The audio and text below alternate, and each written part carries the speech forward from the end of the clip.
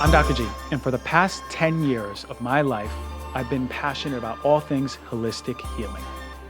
I've been committed to healing myself and others from the inside out by incorporating some of the most effective modalities for healing the mental, the emotional, and the physical. I've learned that they give us the opportunity to be our most authentic and powerful selves. Heal Thyself is a show dedicated to just that. Today's show is going to be incredible, and I say it every week, of course I do, because it is incredible. Knowledge bombs of digestible information to empower and create clarity on what the highest version of us looks like. Product reviews to provide informed consent so you can buy the safest and best products out there. Better than the first two that I spoke about, and you're getting other B vitamins, which are energizing, right? Get off of it, throw it away. And special guest segments with some of the brightest and most elite minds in their field. So what is that like on my nervous system? 6 hours of holding that emotion. Here's the earth. Here's the mechanisms and mechanics of an earth when it breathes. We would think much different about that asthma patient that shows up. All to create change in all the parts that make you, you, so we can start healing ourselves and each other.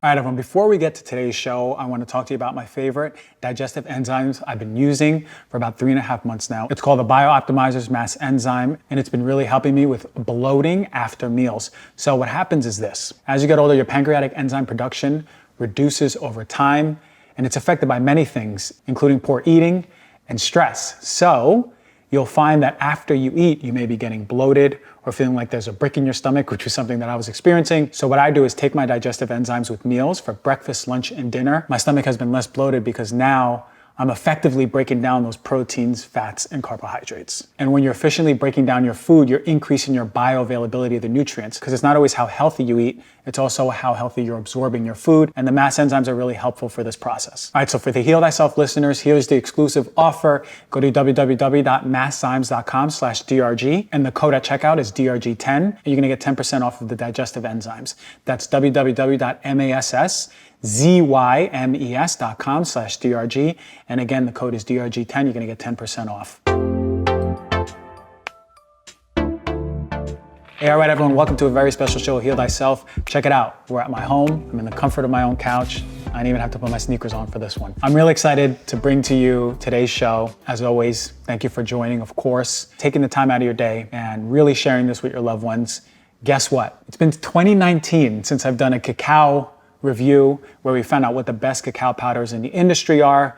We have the 2021 review 2 years later to update it, so you know that if you're using cacao, which is seemingly a really good health food, and it is, but we want to make sure that we're using a really good quality cacao powder, especially if we're making cookies or putting it in our smoothies or whatever it may be. We want the best of the best, so we researched a bunch of companies and came through with the top ones.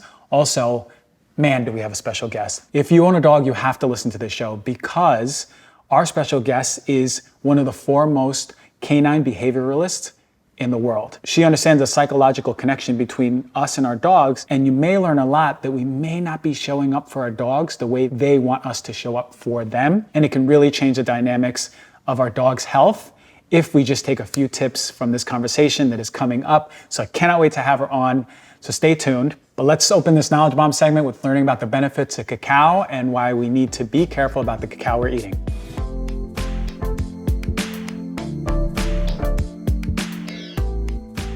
All right, Knowledge Bomb segment. As I mentioned, 2019, we did a full review of cacao powder. Cacao powder is wonderful. I've been actually using it for 5-6 years already. I put it in my smoothies to supercharge it up, but also utilize it in different baking aspects. But when it comes to cacao, we know the flavonols in it are very therapeutic. It has those constituents that act as antioxidants. And you heard me talk about antioxidants so much on this show for a very particular reason. They reduce oxidation. And oxidation is a massive enemy for our health. It's a byproduct of inflammation. It's a byproduct of unhealthy eating, which is causing inflammation. It's a byproduct of environmental toxins. It is the thing that is damaging our DNA and leading to a lot of the diseases that we see. So it stands to believe then we should be eating antioxidant-rich foods, which is the reason why I always recommend the rainbows of fruits and vegetables. Okay, we know that, but also cacao, really dense in these antioxidants. So super healthy food. We know evidence-based wise, we know that it's helpful for brain health, heart health, circulation. So those are really, really important if we do suffer or predispose to any diseases of those organs or have poor circulation to start implementing cacao if we enjoy it. Now, the problem with cacao, and you'll remember I did a chocolate show maybe 3 months ago and I went over the top chocolates. We know that the problem with cacao is it can be adulterated with 2 heavy metals, lead and cadmium. And same thing with all chocolates, lead and cadmium. Those are the heavy metals we see over and over, which is why if we're eating these every single day or giving them to kids even more so, we have to be very much so vigilant about what's in it. When it comes to heavy metals, super important for us to remember, heavy metals are not like BPA. Now, BPA is an issue in itself, right? It's causing hormonal dysfunction. But BPA has a shorter half-life, meaning that it excretes from our body much faster than heavy metals. Heavy metals have an affinity for different organs in our fat tissues. They go through a process of bioaccumulation, meaning they build up in our body over time. This is why the dose makes the poison is an incorrect statement, because how do you explain mercury poisoning, right? If we have a can of tuna and we eat it, there's mercury in it, yes. That doesn't mean the body excretes the mercury fully in a rapid pace. So if we eat another can of tuna and another can of tuna, you do it for a few years, you even do it for a year, your mercury levels are going to start to build up. It's not necessarily the dose makes the poison. You have to understand what the chemical or the constituent is doing in the body. And in the case of mercury and all other heavy metals, they build up in the body over time. That's why we see, and many times, people's health go downhill over the years because of heavy metal exposure. Now, it comes from foods like cacao. It also comes from things like paint, tattoos, cookware. So there's environmental exposures to heavy metals as well as food exposures. So let's keep that in mind. Now, and in this investigation, what we really did is reach out to companies, and like we always do, asking for their third-party testing. Third party, it has to be an independent party which is giving us the information which we can work with to know, okay, this company has really safe levels of heavy metals and you can have it every single day. And even better, you can give it to your kids to really be utilizing beneficial antioxidants to the body and those health effects that I just spoke about. So without further ado, let's just get to this product review and talk about my favorite brands, which ones didn't really show up, which ones were so-so, and which one are the best.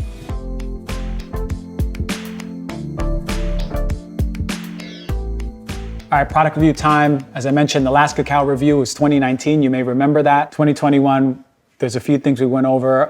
We expanded it a little bit more. So what we asked these companies is if they were organically sourced, if they have the organic label, or if they were sourcing their cacao organically, and if they can show that. We asked for pesticide tests, heavy metal tests, the big one, microbiology, and if it's fair trade. If you remember on the chocolate show, a big issue is child slave labor in the chocolate industry, the cacao industry. So it's the same in this industry. So we wanted to make sure these companies are aware and doing their proper vigilance towards making sure that their cacao is sourced ethically, right? Because no one wants to be putting money into a company that is overlooking the source chain and contributing to trauma and suffering.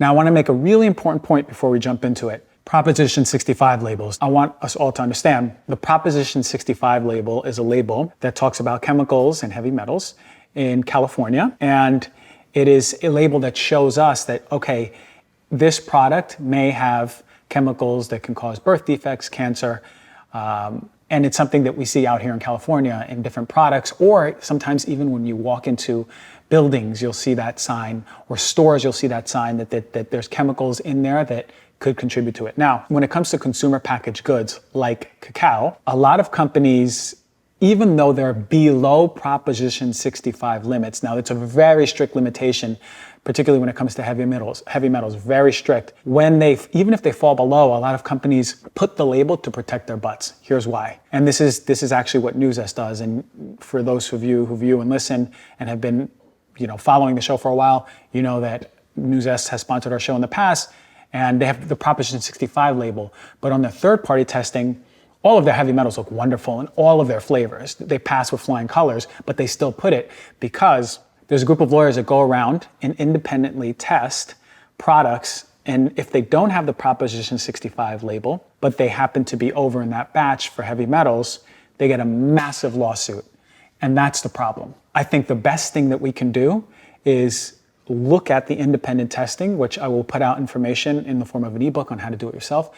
But look at the independent testing and see where the heavy metals fall, and then keep an eye on the Proposition 65 label. But understand that not all companies, because they have that, have high dose and toxic heavy metals. A lot of them are doing it to protect themselves. All right, so let's jump into this investigation. Companies that I could not get anything from: Natiera, Thrive Market, Viva Naturals. They were reached out 5 times. On the 4th time, they told us they were going to send our message out to marketing.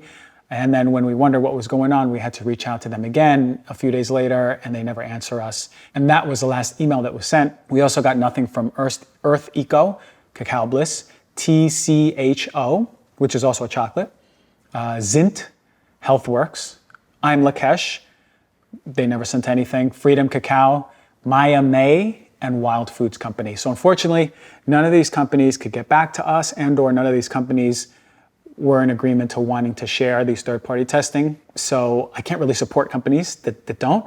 So let's talk about the ones that were better. So for the better category, not the best, but the better one, and I'm only going to speak about the better ones is because if you really have an affinity for the taste of these, then just understand where or you have some sort of affiliation or really bound to these companies, then understand that here's this information, you can do with it what you want. Sun Food is a popular one, Sun Food.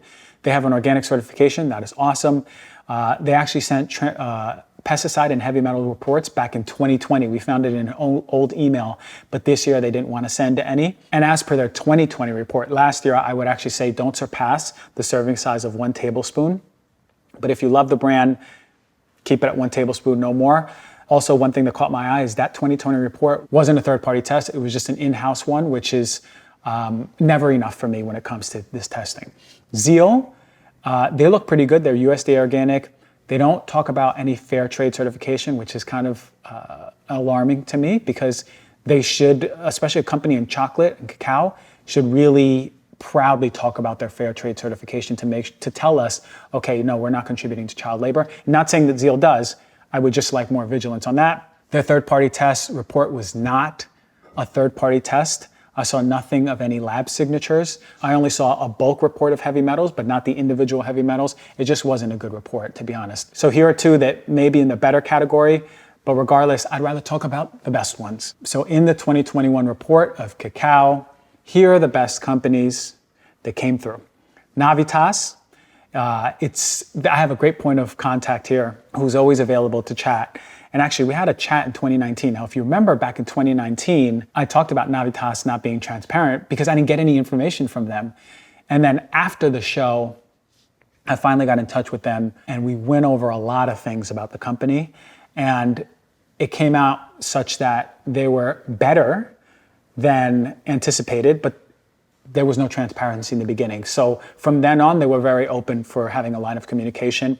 And that's what I like. I like when a company is able to be like, yeah, let me show up for you. Let's talk about things. So, I understand what you need and you understand how we want to talk about things. So from last year, the company even got better in terms of heavy metals, but their serving size went from 15 grams, which is a lot, to 6 grams, which is more of the way that I would approach cacao. But if you remember in 2019, I recommended reducing the serving size in the powder. So now it's 6 grams. They're well below Proposition 65 levels for lead and cadmium, which are the most worrisome overall. And I would say it's even safe to double the serving size and you'll still be below Proposition 65 levels. Now you may notice Navitas is one of the companies that I believe does keep the Proposition 65 label, but in their independent testing, which I looked at, it's well below. I also love that even though they have an organic certification, they test for glyphosate, which is huge. And they're fair trade certified, which is really important. Fair trade does not allow exploitation of children in child labor or any discriminatory employment practices. These standards cover things like working conditions, the ability for workers to organize, and democratic voting as part of their membership. So really, really important to have that label or something of the sort to ensure that too. So Navitas, one of the best ones right now. The 2 others, Better Body Foods. That's Better Body Foods. All the certifications you want to see, super clean. They also test for flavonols, which are the therapeutic constituents that I talked about, making sure that they're at a therapeutic level, which is really cool. They test for that. Heavy metals look great. Their serving size is 5 grams. It's safe to double that. And also they look great for lead and cadmium, the ones that we're really concerned about. The organic label they have is a huge plus. As far as fair trade certified practices, they have something called Gfsi Certification, which I would admit is the first time I heard that. That's Global Food Safety Initiative, and that requires those who are certified to meet elevated quality and safety standards related to the product, manufacturing, supply, and employees. It's my first time hearing it. I don't know enough about it yet, but it does look pretty good.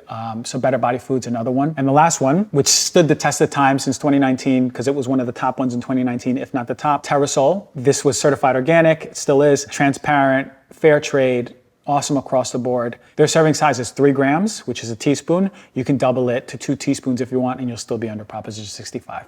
Okay, so those are the 3, Navitas, Better Body Foods, Terrasol, all really good. I would recommend trying them all and see which one you like, because they would all be safe for you to take and your children.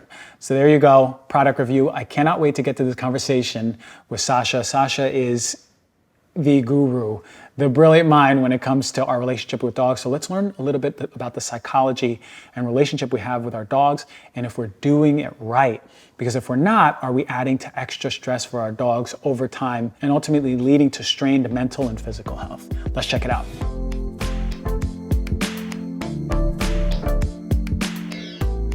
All right, everyone, today's show is a very special show. Look at the setting we're in. We're in the comfort of my own home, and I have a very special guest, Sasha Armstrong. She's a canine behavioralist, and we had some of the most insightful conversation I've ever had about dogs in my life before we came on air. We're gonna learn about the psychology in our interaction with dogs and if we're doing right by them, because there's so much that we can learn, especially with an expert like you. Thank you for coming on the show, Sasha.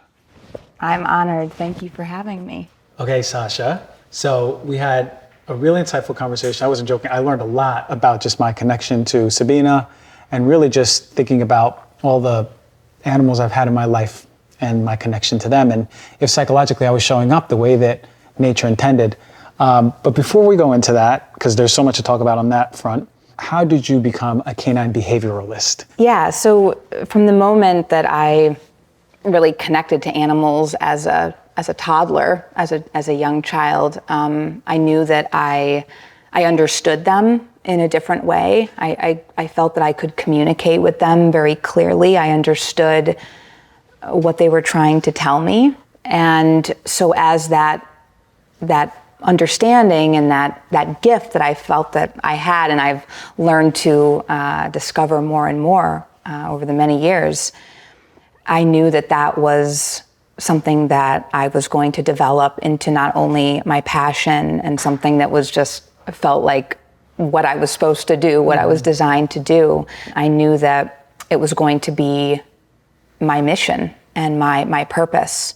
And it is my life's work. So it's been something that has been inside me, not only just my specialty working with canines, but horses as well. It's so rare that you're young and you already like kind of fall into that. It's something you've been doing forever. Usually it takes people a lot of trial and error, a lot of things that happen in life to kind of like lead the soul into like going, okay, here's what you need. But man, you've been like crystal clear about it since you were really young. Can you tell me about like one of the first things you remember when it came to your connection with a dog? Is there anything that sticks out when you were a kid and you were like, wow, I feel things, or like I'm connected to dogs? Yeah, that's a great question. I actually, funny enough, grew up with a little fluffy Bichon Frise, and I remember laying on my changing table and in my parents' home, and I could, Buffy was the dog's name, and she was right there next to me, and I remember touching her and her looking at me and just feeling this sense of connectedness, just this sense of like, this is almost as though I was of her kind, or right. That I could just, there was something that was so connected between the two of us that, and I'll never forget that feeling, what that exchange was for me. Nonverbal, without language. Nonverbal. And it's something like that's intuitive, because you and I were talking before we got on air, we were saying without language, like how do we communicate? And imagine how strong if we didn't talk. Let's say two partners did an experiment for 6 months, they didn't say a word to each other, how stronger their intuition would be with nonverbal cues. So they'd know when they had a hard day at work, and then they cut off their language before coming into the house. They'd be like, okay, I feel something, I feel things, right?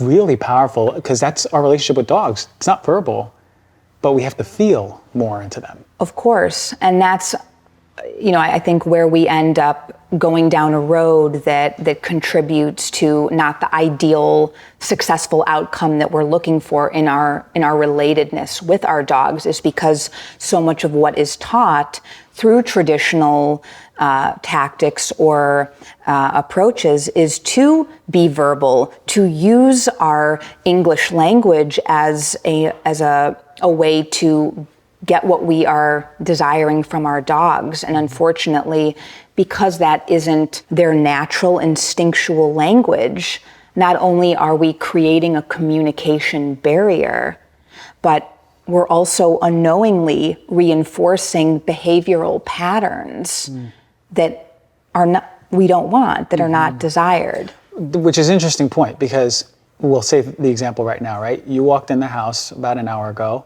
and Sabina, our Doberman here, came running down, barking, barking, barking, barking. And then immediately I'm like, no, because I don't want you to be scared. But of course I forgot that you see dogs every single day.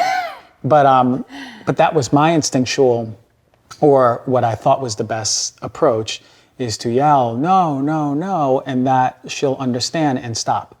Was that Did wrong? she? She didn't. Right. So what happened there? Yeah, and that's such a wonderful question that I get asked so many, many times.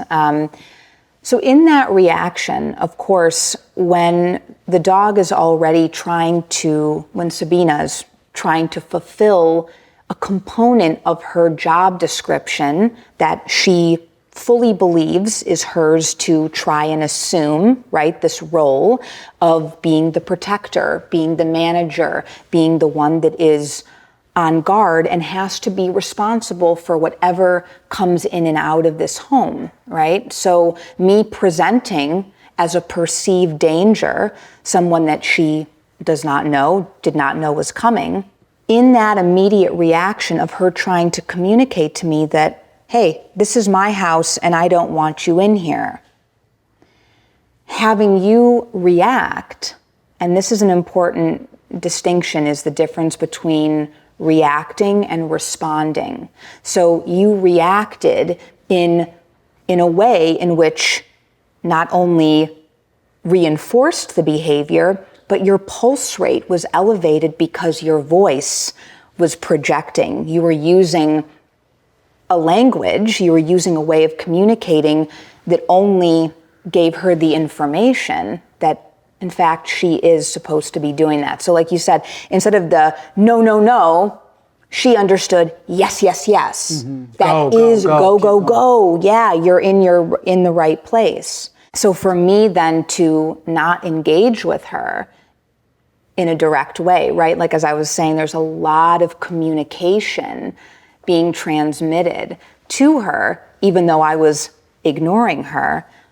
I in fact wasn't. I was communicating volumes of information, but in a language that she could understand, that I was non-threatening, that I was not putting her in the leadership role. I was not asking her to manage me, but instead, through my energy, through my body language, and through my communication skills, I was allowing her to feel trusting and confident in my presence, and that she could relax and not have to worry about me. And so that's why I immediately started coaching you not to respond verbally, because that automatically will bring that heightened overstimulating interaction down to a grounded state. So if that's going to be her immediate takeaway from you is, oh, you're not upset by this person walking in, so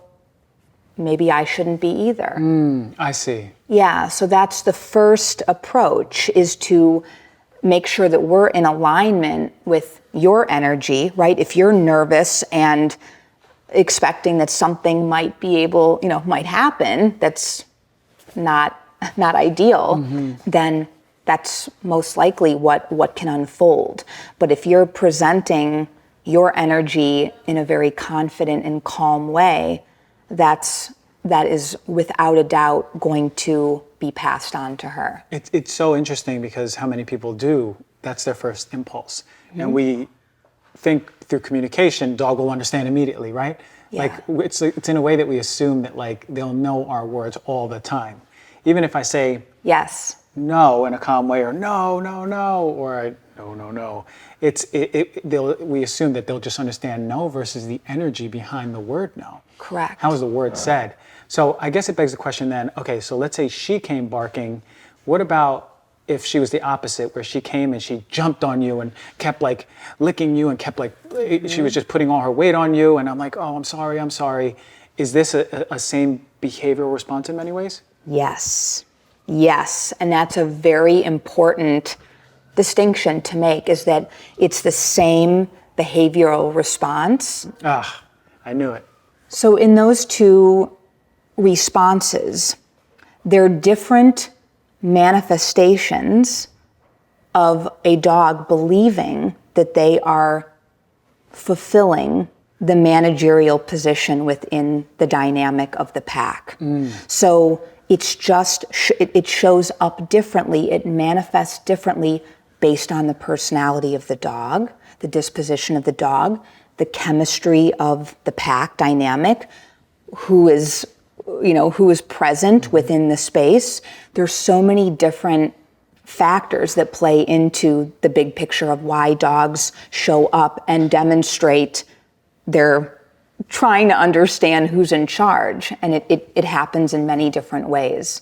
So it's a very important topic for me, because a lot of times people won't perceive that as being, like, most people that would walk in here and see Sabina coming at them like that, a big Doberman, they're going to be afraid. That's a very scary behavior. I could be, something bad could happen. Right. Versus a dog that's rushing them, jumping up, getting in their space, knocking them over, licking them to death. Right. This is what is associated with a friendly dog or an overly friendly dog. To me, same. It's coming from the same source, stress and anxiety that's manifested due to an understanding that they are put into a role, into a job description that they're not cut out to fulfill. Now, what do you mean job description now? Because now we're leading a little bit to more what we were talking about is the dynamics evolutionarily about how dogs understand packs. Yeah. And then the roles they take upon. And I think something you really mentioned that stuck with me is that they're always recalibrating dogs. So it's not just like, here's today how it's going to be. They're always checking for who's my stance in the pack. Am I correct? Absolutely. Absolutely. And that's where the consistency in communication is so important, right? We can't elevate and establish ourselves and embody an alpha role one day, and then the next day, we can let loose and not be consistent, because the dog is always wanting to understand where they fit in, right? Where is their ideal placement within the pack dynamic?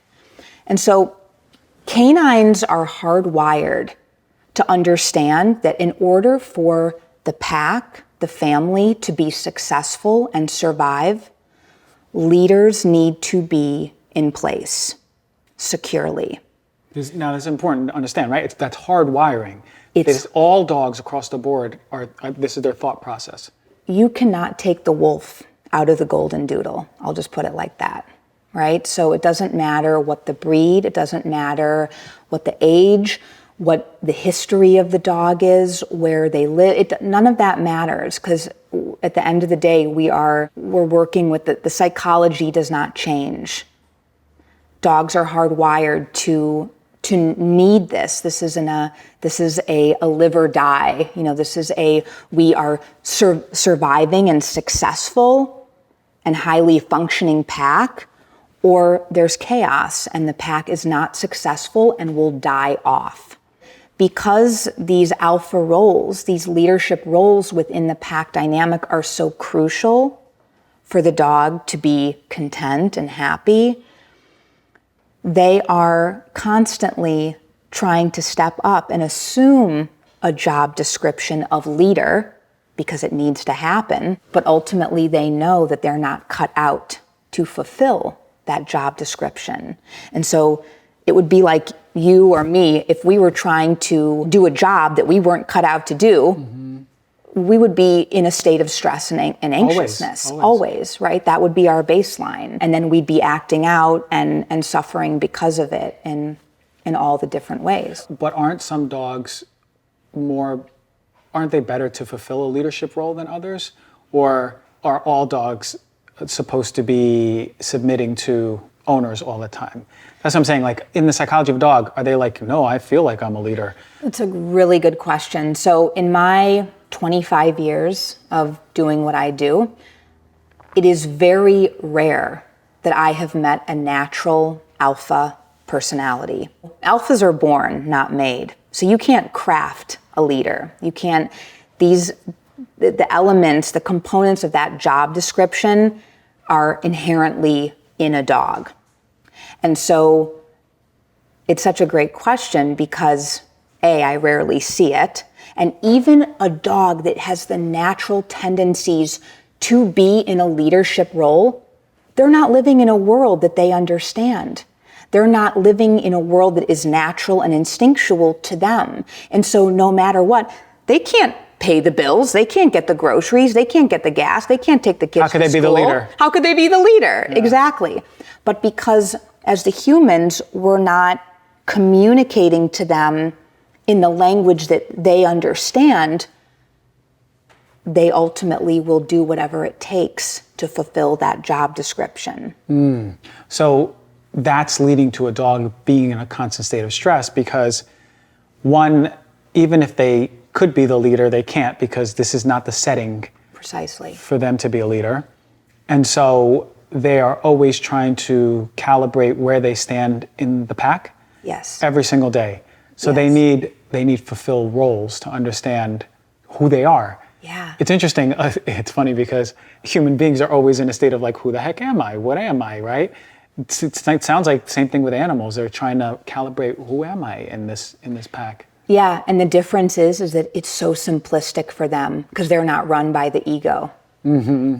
Right? For them, it's a matter of, will I live and be successful? Will this pack be successful? Or will we be in chaos and constant stress and confusion, which then ultimately will lead to the pack dying off or dismantling? Our dogs are constantly looking to the humans to understand if they will step up into those roles, relieving the dog of that job description, that hefty weight of the world responsibility that they're not cut out for. So this is interesting to me because it sounds like what you're saying is to be the most loving person to your dog, the biggest gift you can give your dog is to relieve the dog of the duties that it believes it needs to fulfill. Precisely. And a lot of us don't know how. Correct. How do we start understanding how to relieve a dog of all their duties? I know this is your work and it takes a lot of professional, but there's a lot of people who can never reach you. What are some things we can do to understand, man, I don't want my dog stressed 24/7. I want a long, healthy life and I want my dog to be nice and calm, knowing that the world is safe, because we know the house is safe, but the dog doesn't know. We know we'll always be able to get food, but the dog doesn't know, is the pack going to survive? That's what I'm understanding, right? Great point. Yeah, absolutely. So how do we start relieving the dog of their duties so they just can breathe finally? Yeah, wonderful question. And I think that you and I touched on that just over here a little bit ago, where I ask everybody to bring awareness in terms of their interactions with their dogs. It can be very subtle. However, a huge way in which our dogs are asking the questions, right? They're constantly asking, are you in charge or am I? Do I have to run the show here or can you? And a very simple, subtle way in which we can start to make those changes is bringing awareness when our dog initiates interaction. So when it's the dog's idea, when they approach us, to understand, will you engage with me on my terms?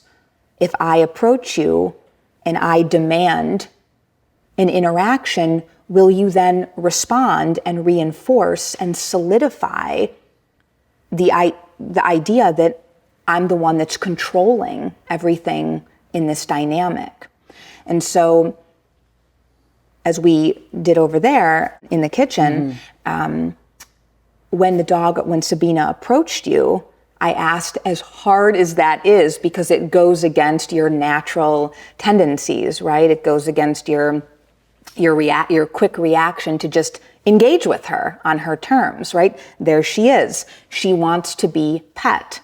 But ultimately what's happening is she's just asking, if I approach you, will you put this interaction on my terms?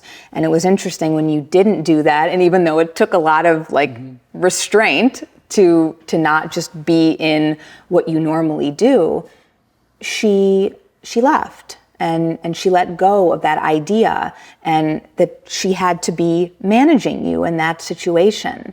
And as I always say, that dogs don't compartmentalize. Their minds are not capable of it. So by you communicating in that one interaction that she didn't have to be the one in charge, that's going to start to shift the way that she views, trusts, and respects you moving forward. Now, of course, that also requires you being consistent, right? And that's part of why the pack, or why our dogs are constantly testing us, questioning us, challenging us, is because we are so inconsistent. So when we can consistently respond to them in these ways, it's something that they can start to root and trust. They can really start to respect and count on the fact that we have their backs all the time. Wow, this is, I know a lot of people are listening, they're like, what the heck is going on here? Because it sounds to me that in that very interaction, if I'm understanding right, Sabina showed up and put her chin on my leg and looked up at me and said with her eyes, pet me. And I was like, okay, I'm gonna pet you. And you said, don't. And I was like, don't, okay. And I didn't, and she walked away. And then she made a circle and came back, but this time more aggressively. She went under my hands and pushed my hands with her snout to really pet her. But it's my understanding that she was trying to, in that moment, understand where she stands with me. Yes, and are you serious? That was the second attempt. Okay, I like what you're saying. Are you serious? Wow, so me not petting Sabina basically she goes, okay, I like this. This is what I was testing for. She came back around and even more aggressively put her snout to my hands for me to pet her. And she was like, I want to see if you're serious. It's incredible how a dog thinks. Yes. Now, you're saying then, if it's on a dog's term when they're coming to be pet or coming to give affection, it seems like for you, for people, that's what they're doing. They're trying to calibrate the relationship. By not petting the dog on their terms, we are then showing, I can manage you, dog. Is that what I'm understanding? Yeah. I can take care. It's okay. You can relax. Exactly. So what that does is it ultimately shifts the power of the interaction onto the human's terms. And when the dog understands that nothing is left on their term, they don't have to make any choices that they're not cut out to make. When they can see clearly from our communication and our behavior that we are the ones that we're calling the shots, they have nothing to worry about. That is the greatest gift to give our dogs. So then people are like, okay, well, how do I show my dog affection then? Because they're like, how do I, I love my dog and I love showing my dog affection. What do I do now? What's a healthier way to do it? Yeah, so first thing is on the human's terms, always. And we were talking about your girlfriend's dog and, even like having a dog in the bed. I don't care if your dog sleeps in the bed with you. I don't care if your dog is on the couch with you or you share, close space. However, what's most important is that your dog consistently sees and understands that is an invitation. That's an invitation on the human's terms. So they're literally constantly creating a foundation for the dog where the dog is just really seeking out the human's invitation and guidance at all times, which brings about so much responsiveness from the dog. When we put everything on the dog's terms, they're able to make the choice of, I don't want to do that right now. Or I'm not going to listen to you, because they're fulfilling that role. They're the ones that get to be the choice makers. So when we as the humans embody that, when people are asking about recall, or my dog doesn't listen to me, or runs away from me, or just really doesn't value what I'm asking them to do, that's why. In essence, we have not given the dog a good enough reason to believe that we are worthy to be listened to. We have to embody that role, that job description, which then naturally they are drawn to that energy. They want to be a part of it. They want to fulfill the needs and wants of the alpha. Again, that's part of the subordinate, the lower ranking pack member's job, is to be attentive to the alpha's needs. So are you saying that when we better show up for our dogs like this, in their eyes, do they see us as the alpha member of the pack then? But a more natural stance, not like an aggressive, like, I'm the alpha, let's train you as such. Correct. But this is a more natural, holistic flow to that. For evolutionary, the dog can go, okay, wait, when I show up to Christian on my terms, he's giving me all this affection and love, I'm in charge. Sort of like that, versus, wow, I'm only invited, I'm invited. But Yes. I'm hearing that it's sort of like, that's the role they want. Exactly. Right? That's the role where when they're living in there, that's when you're doing a stress-free job by your dog, because they're in the role where they're understanding what their place is, and that's what they want. It's what they need. Dogs don't have wants, they have needs. And we as humans give our dogs all of the wants. They want to be pet, they want their toy, they want to be, loved on, they want to go to the beach,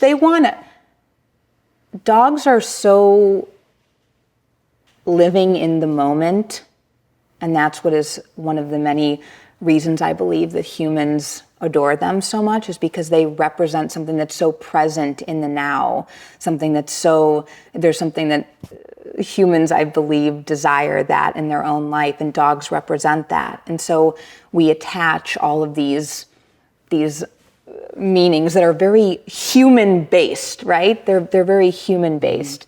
And so the most important thing, even beyond food, for a dog is understanding what is the healthiest ideal hierarchy within the pack dynamic. Because if that is not in place, the pack will not be able to access food.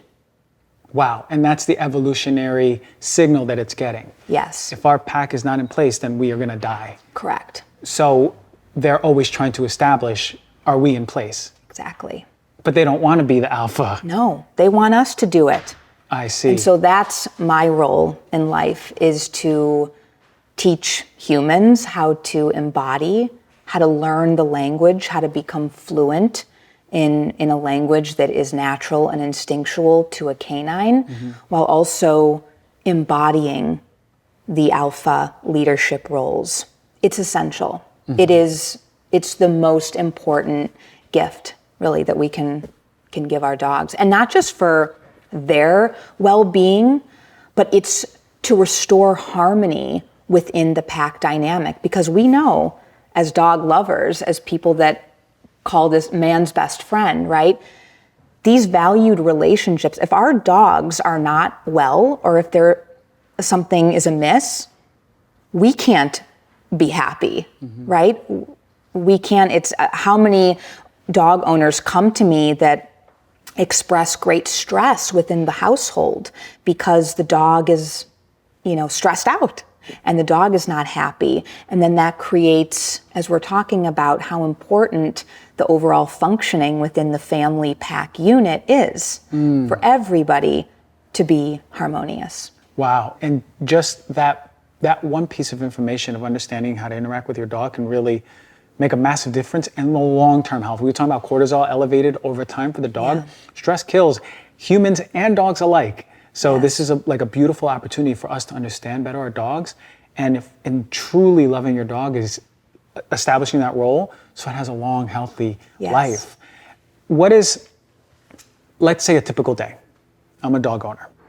And I have a dog who, like any typical dog, wakes up, goes crazy, wants to go on a walk, wants me to feed it, but then I have to go to work. What are some tips that we can tell people right when we wake up? What ways can we approach this? Yeah. So one of my key pieces of advice, information that I love to give my clients is dogs are opportunistic creatures, period. They never know when or where they'll get their next meal. They don't even know if they leave their home or their den environment if they will survive, right? I mean, let's be honest, neither do we, right? So for our dogs, being opportunistic creatures, they have zero concept of time. But the way that we put them, the way that we set their daily lives up is on a very rigid time schedule. I feed my dog at the same time every day. I walk them at the same time every day. They go to bed at the same time every day. All of that rigid scheduling and strict structure that's based on a concept of time. Well, unfortunately, what that does to an opportunistic animal that is trying to live their everyday, establishing who is in charge and where they fit in, this gives our dogs the ability to associate. So even though canines have zero concept of time, they have the most extraordinary ability of association. This is why clients will say, oh, when it's 8 a.m., my dog comes running into the kitchen and starts barking at me. Or maybe I'm working at my desk on my computer and the dog is demanding that I come and go into the kitchen and feed the dog. Because our dogs are associating based off of our habitual habit, our habitual schedule day in and day out, they are stepping up 2 steps ahead of us to try and determine when things happen. So it's not about control, because dogs they're not controlling animals. However, they are also trying to understand and doing the best with the information that we give them. They know that if they demand to be fed, here comes the human ready to fulfill their demands and put the food in the bowl. Now, who's in charge then? If it's on their time, then they are. Exactly. So the dog comes in, initiates the feeding process, the human responds, and so the dog immediately establishes an association of, well, when I demand this, when I take charge of this, the human will comply, right? They will respond. And so what ends up happening through this strict schedule is that we give the dog the power to determine what happens and when it happens. So my key piece of advice there is to switch up the dog's schedule as much as humanly possible, as much as your human schedule allows. It is so important that we mix up the timing of all of their daily activities, interactions, and that way they're never able to determine, as opportunistic creatures do, they're not able to determine when things happen next. And do it on my time. Yeah. It also brings the power of the interaction, the power of your leadership back on your terms. So not only we're fulfilling their natural hardwired understanding of how resources come about, right? Just on a whim, not on a schedule. We're also bringing the power of the providing as the alphas back to the human. So it is on your terms. Exactly. Wow, incredible, because I'm understanding so much more about the dog psychology, right? Because if I think about them in nature, they already have the pack dynamics. Yeah. Right? A lot of them, especially in this setting, they want to be subordinate. I understand that. Like they're looking for an alpha. And then understanding just basically how they don't know when their kill is going to be. They don't know. It's not going to be the same time as like the sun comes up and then they hear a rooster and then there's fed chicken there. You know, That's absolutely right. So it says so much about our health too as humans. Yeah. Because what I'm hearing is just aligning with the evolutionary health of the animal. It begs the question for me to think about our own evolutionary health and what are our signals and what's in fullest alignment with our true nature. Because in many ways, you're saying the health of a dog is in alignment with how they evolved. Yeah. The same goes with us. So it's like a beautiful tie-in for all of health. Absolutely. What about when we leave our dogs? What about when we, like, there's so many people, I'm guilty of it. I've had dogs all my life. I don't want to leave them. I'm petting them. I say, okay, I'll be right back. I'm going to be back. Stay right there. I'll be back in 10 minutes because you know what 10 minutes is, right? And then I leave. Is that, how should we be saying goodbye to our dogs? Separation within the pack dynamic, especially the way that it's designed within our modern day society, is the most stressful occurrence in a dog's daily life. So really, it's only truly stressful because the dog believes that they have assumed a role of being the protector, the manager, the one that's in charge of the human's well-being, right? So when the roles are reversed and the human, who is viewed in the dog's eyes as the baby, leaves the den, leaves the home, they can no longer fulfill their job description of protecting you. So the most important thing that we can do in preparing our dogs, because so many dogs, I would say, out of the thousands of dogs that I've worked with, I've never met a dog that didn't have some form of separation anxiety. And this is why. There's one reason for separation anxiety, period. And this is it. When a dog is viewing the fact that that's their role, that's their job, they can't see it out, they can't fulfill it. And when we leave into the world that they already don't understand, and for many dogs is very stressful and scary and intimidating, the last thing that we want to do is draw attention, create a charge, and ask for their approval if we can leave. Because we know that they don't want us to leave. They want the pack to be successful. They need to fulfill their role and their duty. So because that just has to happen, that we leave and we part ways, we have to do so in the most peaceful and quiet and non-direct communication. So I always ask my clients that when you're prepping to leave the home, take 15 minutes, take 30 minutes, take an hour. If I know that I'm going into work earlier, if I'm going into the city with my dogs, and I know it's the morning and there's a lot to do, I'm going to be, getting out of the door and it's going to be a little bit, frenzied in the morning. The last thing that I will do is interact with them hands-on or in a directly engaged way. So I bring awareness of what I have going on that day, and depending on what's going on, I will remove my energy, not interact with them directly, so that I can make sure that when I depart and when the pack separates, they are at ease. There's no added charge in association to the pack separating.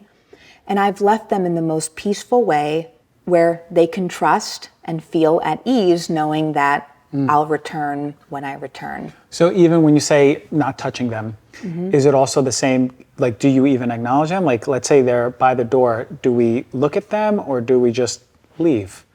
We just leave. You just leave. Okay, so you just, when you know you're getting ready to depart from your dog, don't acknowledge them. That's what I'm starting to hear. Yeah, no, and I like to say it's like non-direct engage, like you don't want to be giving direct engagement. You're still communicating. I can still send my dogs all of the loving, positive, connected energy that I feel for them, knowing that they're receiving it. It's just in a different way. Unbelievable. Yeah, it's just, this is such new information for me in particular because I've done the opposite. I'm like, okay, I can't leave you. I'm going to give you a hug. But it's so funny. Another thing that comes up in this conversation is how we humanize our interactions with dogs, thinking that they're people, right? We think they have a concept of time. We think they have a concept of egoic wants, right? We think they have a concept of all of these things that we attach to human interaction.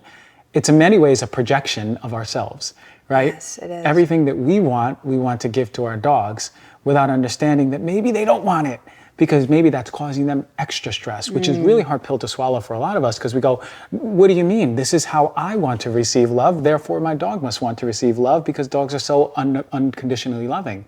But Yes. it's really important for us to understand these pack dynamics, because it's literally the key to our dog's long-term health, mental and physical. Yes. So it's amazing conversation. I know this is a lot we can talk about, and we talked about you being back on the show. I know you wanted to touch on two things, the food and the environmental toxins. Can we just do a quick bit on that before we wrap up? Absolutely. So through my program, it's a very holistic program as it should be. Nutrition and diet and what we fuel and how we nourish our dogs contributes immensely to their overall state of being, their overall well-being. And so if we are feeding biologically inappropriate foods that are fueling anxiousness, nervousness, stress, if the body is, from a behavioral standpoint, not being met and it's causing stress and anxiety, then we're also feeding our dogs highly inflammatory foods that are essentially throwing fuel on a fire. So, taking a look at what our dogs are, how we're nourishing them, what we're feeding them, how we're supplementing them, is a crucial component to the overall well-being, how our dogs are showing up for us. It's amazing how I've worked with the most stressed and anxious, really extreme cases, and we can get about 95% healed from the issues at hand, the challenges that have presented themselves.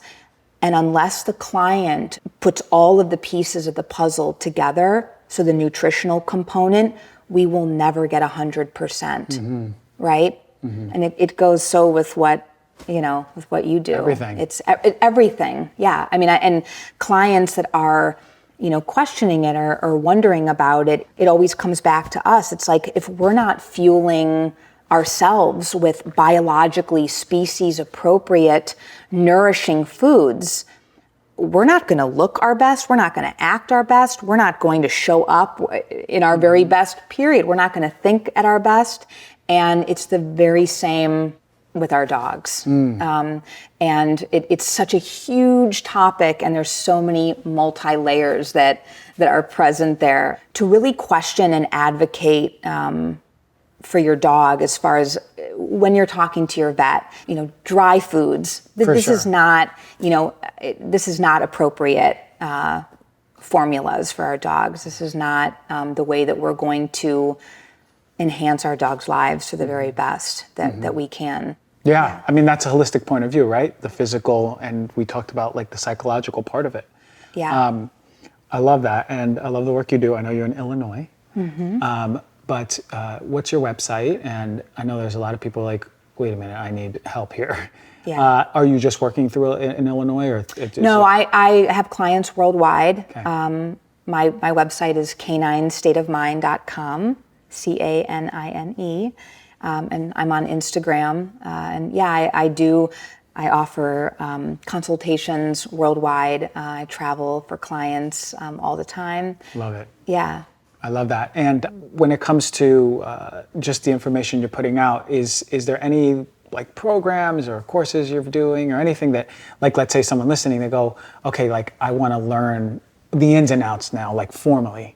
Yeah. Anything like that? Yeah. So if you're not able to reach me through a one-on-one in-person consultation, I have an incredible virtual program that's available, and I am going to be launching an amazing online course this winter. So that's going to be I look forward to it. It's going to be wonderful.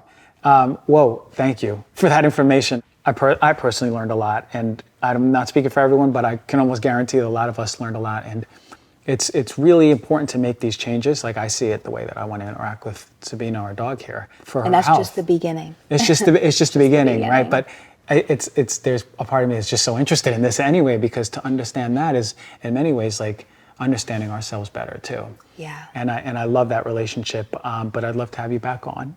I would love it. And thank you for coming out, and I really appreciate your work. Thank you. Thank you.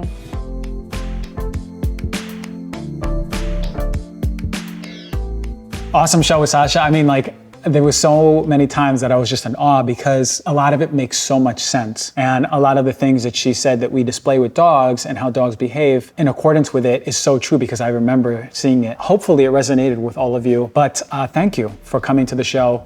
And as always, take the time to rate the show, review the show, and subscribe. If you haven't done any of them, do them all. If you've done one, do two. If you've done two, do one of them. Thank you for supporting the show. It really means a lot, and see you next week.